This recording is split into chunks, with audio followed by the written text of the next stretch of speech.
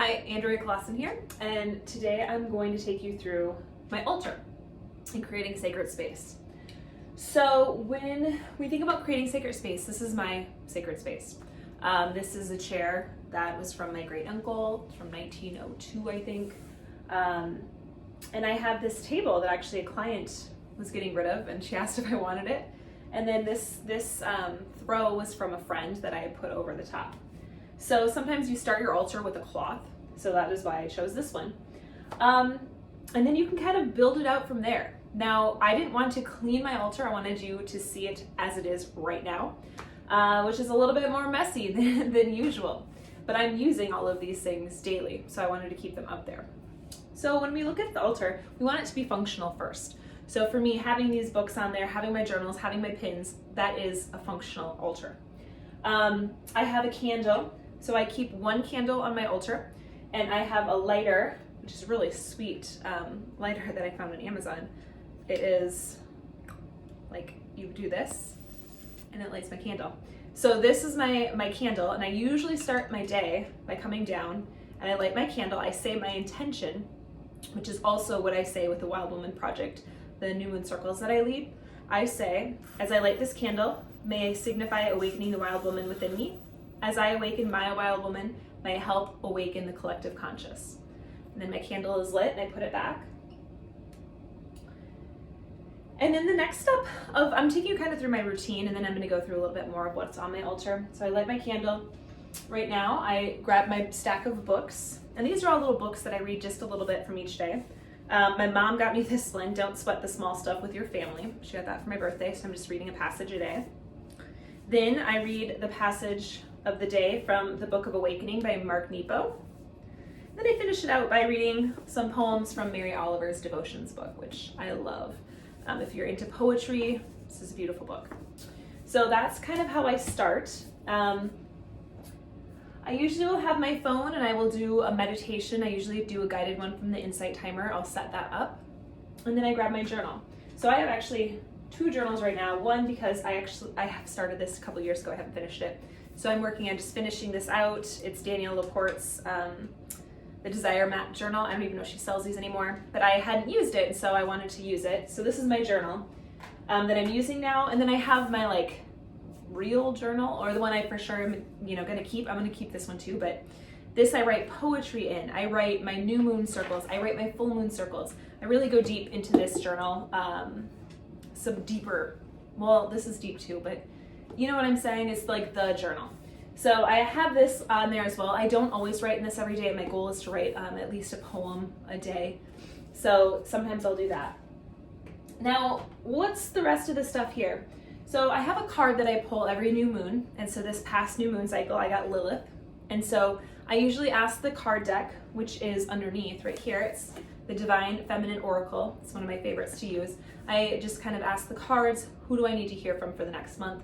And Lilith is who I pulled. So I usually set the woman in the back corner. This is kind of where she sits.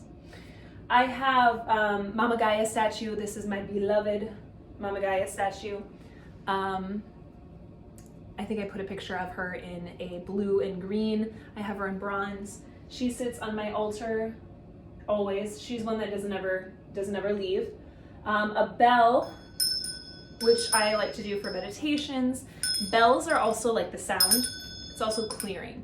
So if you don't have any cleansing smoke, you can always use a bell. I found this at a thrift store or an antique shop. I found this at an antique shop. I think it came with a set of 2. So I keep one on my altar. I have my mala beads back here. So this is if I'm going to do any intentions. I'll go through my mala beads. I'm not going to go into that today, but I'll go through that. These are not supposed to be on the floor or anything, so you always want to keep these up. So the mala beads sit here.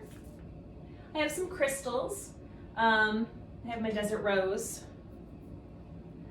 And then I have this one. I don't even know what this one is, and this was gifted to me. But my desert rose, these are all the ones that I'm called to right now, besides a chunk of selenite, which is a cleansing crystal, that I keep on my altar as well. I have another Mama Gaia statue because I try to lean into who I need to hear from, and I haven't had like a strong goddess besides just Mama Gaia. And so For her, I just keep some Mama Gaia statues on my altar because that's who I feel the most connected to. I have my grandmother's. This is a beautiful, I think it's a toothpick holder, but it's this crystal, it's real crystal, and we think that's actually like some real gold that's in there. So this is, again, old. This was from her grandmother. So this is an heirloom in my family. My grandmother has passed away, and so this is my way of honoring her. I have my pendulum. You don't have to have a pendulum. I have one that I use occasionally. And we can go over, if anyone wants to go over pendulum stuff, I can, because there is a way you want to work with your pendulums. I have another heirloom that was from my great-grandmother Clara, and it says #1 great-granddaughter. She passed away, I think, when I was 3 or 4. And she is someone who is definitely an ancestor that is with me, that speaks to me. She was the one who talked to me or came through to me on a visualization to get this amethyst purple necklace. So whenever I wear this, I'm always feel very connected to her. So my great-grandmother Clara, that is my signal to her, as well as wearing this necklace, having that connection with her. And then in the back, I have these from my grandpa. So my grandpa, we actually found this before he passed away, but he had written me a letter, and he had great handwriting when I was little. And so I put this on my altar, and then when he passed, I put his obituary. So this stays up there because my grandpa is also someone who comes through to me. And these are things that I just kind of keep there. Maybe, I'll remove them at some time when it feels like it's an okay time to remove them, but right now, I'm leaning into it, and I'm still strong energy that I want to keep there. I have my cleansing smokes, so I have that in a shell. I have my sage. Sage is not my personal favorite, only because the scent is not for me. I use it. I was actually never bought sage. These were all gifts. Sage and Palo Santo was gifted to me as well. Palo Santo you have to be careful with because it is being over harvested. Make sure you get it from an ethically sourced place. If you were gifted to it, definitely make sure you use it. And then sweetgrass. And sweetgrass is actually my favorite. I love the scent. And sweetgrass does not, it needs to be harvested. So sweetgrass is an herb that actually needs to be harvested to continue to grow. So that's something that, as long as we are ethically harvesting it, making sure we're taking care of it, sweetgrass will continue to be prosperous. So my last thing on here is just my water element. So I talked about the elements in the guide, but this is my seashell wand. So this was also gifted to me. My son likes to use it and try to hear the ocean, but this is my connection to the water, and I keep that up there on my altar as well. So that's kind of what's on the top of my altar. I have stuff below because I have a second shelf down there, and these are all just kind of extra stuffs I have. This is where I keep my oracle decks and my tarot deck. And I have a couple. Here's my other oracle deck that I have, the Starseed Oracle, and then the Star Child Tarot. I also have the Everyday Witch Tarot as well, which is in this velvet bag, which I also adore. This is one of my favorite tarots that I really feel connected to. And once you find a deck that you really feel connected to, you'll just kind of know. So I love like the Star Child Tarot, gorgeous. And I do feel connection there, but this deck, it just speaks to me. Like every card I pull, every reading I do, it just really comes through. I'll just kind of show you what some of the cards look like, so you can kind of see what they look like. So you can see they're kind of pretty like that.